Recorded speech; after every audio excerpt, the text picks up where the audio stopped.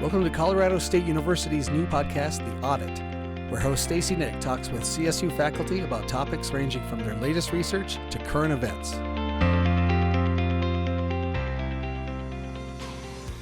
Cannibalism is one of our oldest taboos, and it might even be older than previously believed. A new study co-authored by researchers from the Smithsonian's National Museum of Natural History and Colorado State University have identified the oldest decisive evidence of humans as close evolutionary relatives butchering and likely eating one another. The study identified 9 cut marks on a 1.45 million year old shin bone from a relative of Homo sapiens found in northern Kenya.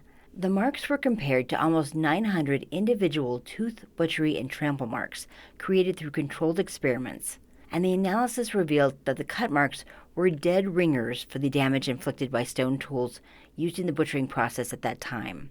The 3D quantitative method behind this discovery was created by CSU Associate Professor Michael Pante, a paleoanthropologist who studies the feeding behavior of early members of the human genus. The process employs high-resolution 3D scanners typically used in the semiconductor industry to create measurable models of marks produced through experiments on modern bones in order to compare them with those found on fossils. Today, we're speaking with Pante about this important discovery, what it means for future fossil research, and what was it that led our early ancestors to eat each other. I want to talk a little bit about kind of how this research got started, because for CSU's role, this all kind of began when you received fossil molds of cut marks, and you got no other information at that time. It just arrived with a note saying, "Analyze this." Well, yeah, Brianna Poberner, from the Smithsonian Institution. Yeah. Just said, I have some marks I'd like you to analyze. I mean, people send me molds all the time, so we're always trying to analyze them as they come in. This was nice because it was just one mold. Sometimes I get 100 or so. So this was a quick application. And my former MA student, Trevor Keeble, who's now a PhD student, he did the original analysis of it. And then, as time went on, we just worked on writing up the publication and, trying to be secure about what we were going to say. Because, it is controversial in that, one, this quantitative method that we are now using had never been used before, so that people can have questions about how reliable that is. And then the other thing is any very early evidence of anything is always controversial, and especially something as interesting as cannibalism, where what are the implications of that? Because as you go through time and you think about humans, normally cannibalism occurs in some type of ritual process. And, for ancestors at this age, we have no evidence of any symbolic behavior or burials or anything like that where they would be doing something for a ritual process. So there's a lot of implications in terms of why are these marks there? Are they even actual cut marks? And what do they mean in terms of what our ancestors were doing to survive, in the middle of Africa when resources are not always available? Most people, when you look for a cut mark, you look for contextual information. So where is it located? What is the angle of the mark relative to the other bone? What other marks are on the bone that could be related to this one? Because this method doesn't require any of that information and it's solely based on the actual morphology or shape of the mark, it doesn't require me to know anything. And so it removes the potential for bias. What led you to believe that these stone tool cut marks suggest butchering for consumption rather than, say, a weapon in a fight? Weapon impacts are normally very different than this. These were slicing marks. There's also no evidence of weaponry at this time, so we basically have pretty simple stone tools, no evidence of hafting them onto sticks or anything like that. There may have been wood implements that we don't know about, but that's always hard to say. In this case, we interpreted the marks through the lens of having looked at tens of thousands of animal fossils that are butchered for their flesh. And these had the same appearance, especially in that region, in terms of the size, the location, and the orientation of the marks. So for us, it was very clearly a case of some type of defleshing. And the other thing is, at that point, when you look at the musculature of humans, there's a number of muscles that attach there. If you think about your calf muscle, that is basically where these marks are. So that's a pretty big packet of meat, should you be hungry. And it's also difficult to cut all the way through that. I was asked at one point, could the hominin have done it to himself for some other reason? And I said, well, that's a lot of flesh to cut through. That would be extremely painful. So I don't think that's the case. I apologize for my morbid laugh, but it's just such a visual. Yeah. It's just the idea of that. But it makes, I guess a really giant turkey leg in a way. What does this finding mean for paleoanthropology? Does it change how we view interactions a million years ago? I don't think it changes much because it's one example and, we don't really know what it means. We know there's another potential example that's maybe even older than this example, but that still needs further study. So I would say it's interesting in that we didn't have evidence of this before, and it potentially suggests our ancestors were doing whatever it takes to survive. But we can't really say too much from a single bone. So, it's one piece of a puzzle that we'll continue to build on with future discoveries and analysis. What's the next piece of this puzzle? It's continuing to look through museum collections. Like, this was found in a museum, and it was originally discovered over 50 years ago. So the people who study the actual fossils of human ancestors typically don't have the expertise that myself and Brianna Pobiner from the Smithsonian Institution have. So potentially a lot of these marks are overlooked on fossils. They're often misinterpreted. So there's a lot of potential to build in that way. But also, excavating more material is always enlightening. Human fossils in general, our ancestors, I'm saying human, but our ancestors, not quite human, they're extremely rare in the fossil record. So we have to look really hard to find any of them. You could go your whole career without finding a single human fossil. This all started with the re-examination of a fossil from a museum. What does that tell us about the potential value of using newer techniques to take a second look at things that we've already discovered? It's only maybe in the last decade that people have started to use this technology to look at surface marks on fossils to get a better understanding of them. So there's a bunch of different people trying different methods at this point. But in the past, it was just, I'm an expert. I'm going to look at this and tell you what it is, and you need to believe me. So that's why we're finding a lot of errors in past interpretations that look at we call them surface modifications, so scratches on bones. So, if you're relying on an expert, we don't really know how much of an expert you are. So the advantage of using these new methods is we can now give a number of confidence. How confident are we in the interpretation? And that's something we've never had before. It's just based only on reputation alone. So that, I think, adds a lot of value, and I think will change a lot of things over time. It's just about getting access to the material to be able to do it. The high-resolution 3D model was the first application to a fossil specimen of the 3D quantitative method that you developed. Can you tell me a little bit about that process? I published a basic method of how you would measure a mark in terms of just the morphology. It's the shape of it, how deep it is, how rough the surface is. Basically what an expert looks for when they are looking at a mark. So I tried to teach a computer to do what I do. I've scanned other fossils, but I haven't published that yet because, we needed a large sample of marks from different processes. So those include animals stepping on bones, which strangely looks a lot like cut marks on bones. And crocodiles biting bones also can look like cut marks. We needed to look at a lot of carnivore tooth marks as well. And also the impact marks from humans breaking bones. So that took a long time to collect. In the past, we used an older scanner, and it would take 2 to 3 hours to make one 3D model. Now we can make one in maybe 2 to 3 minutes with an updated scanner that we were able to secure.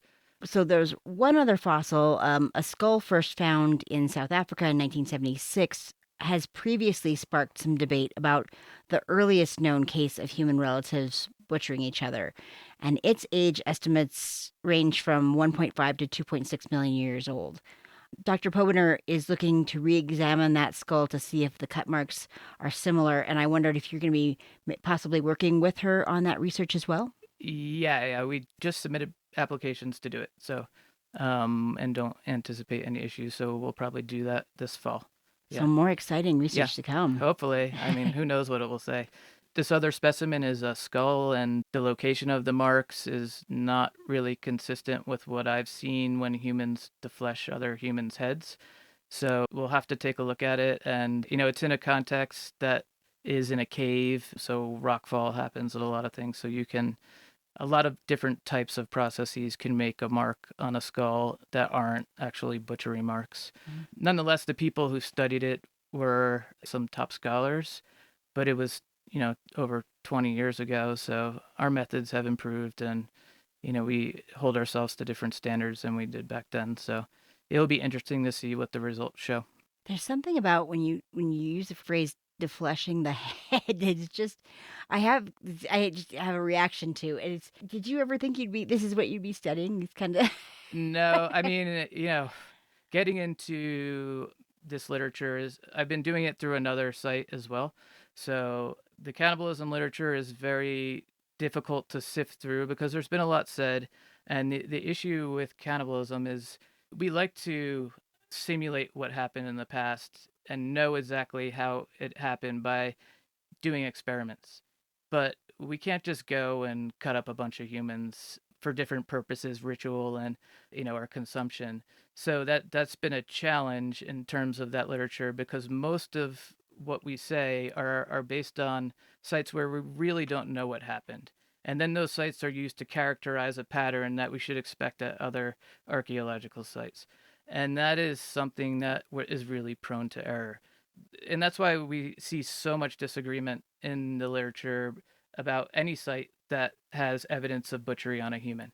There's any number of reasons why. And then the other complication is what humans do to each other after death is incredibly diverse and surprising. Humans will bury each other, then dig each other up, then remove all the flesh, and then rebury it. They will smash the bones open. They will burn the bones. There's many different ways that people practice mortuary practices, and that makes it incredibly challenging to even know whether a ritual occurred or this is consumption. So that is kind of one of the things that is most frustrating about trying to infer anything about a human butchery mark, because even these marks on this tibia, when other researchers were questioned about it, many of them questioned whether it could be a ritual. And for me, the lack of symbolism until a million years after suggests that's not the most likely scenario, but you can never really rule it out given it's only one bone. There's such a fascination with this topic. Probably just so many good movies about cannibals. And now everyone's into Yellow Jacket and, Silence of the Lambs. It goes on and on. It's also just like disgusting to think about for most people. You can't imagine eating another human. And that's also probably why it's mostly not just eating another human to eat another human. There's got to be like some other reason to do it than just nutrition. It could be starvation. It could be warfare and disrespect of your enemies. It could be ritual or some burial process. The list can go on. And that fascinates people, like what we don't know and what we could know. And it's just unimaginable to most people to take a bite of another human.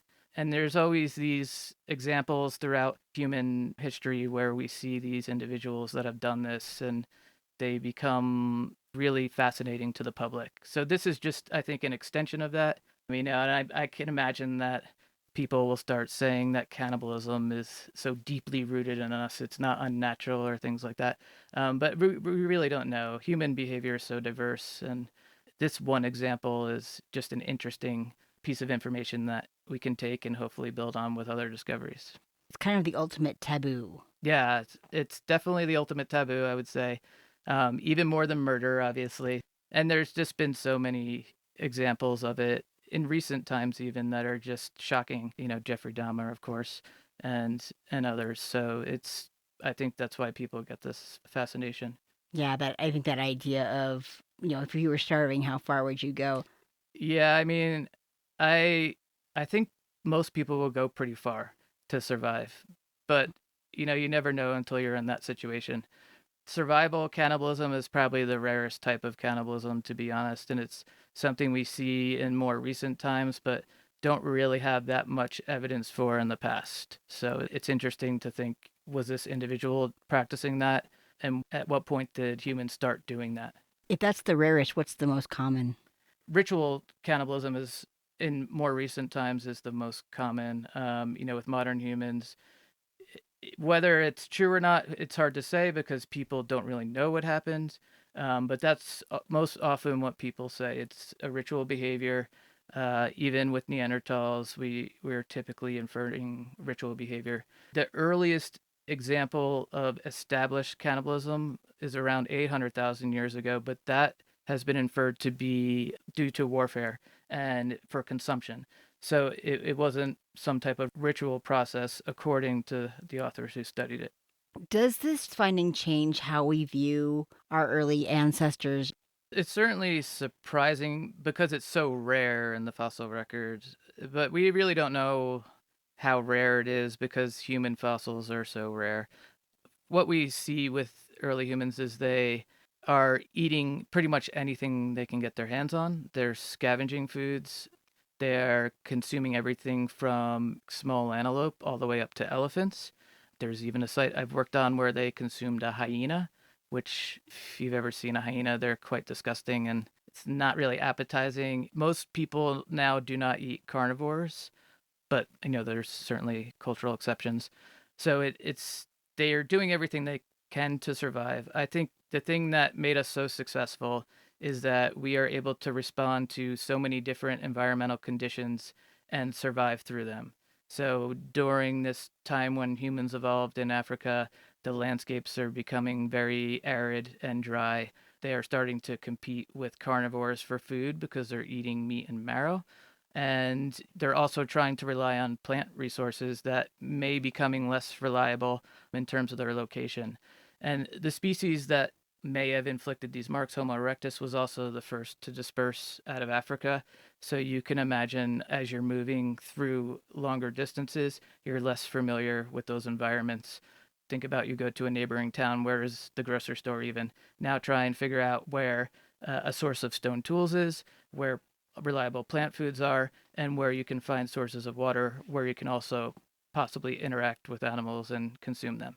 That, to me, is what characterizes early human evolution, being extremely flexible and capable of adapting to so many different environments. So maybe don't be so hard on our early ancestors for the choices that they made. Now it makes us who we are, in that we are incredibly adaptable. I mean, just look at where humans live now across every environment, with the exception of the ocean, pretty much. So it's pretty incredible that we are able to do that, and that reflects all the behaviors we've adapted throughout our evolution. Clothing, for one, is a big one. Fire. So all those things are really important to becoming human. Well, thank you so much for being here. I appreciate it. Thank you.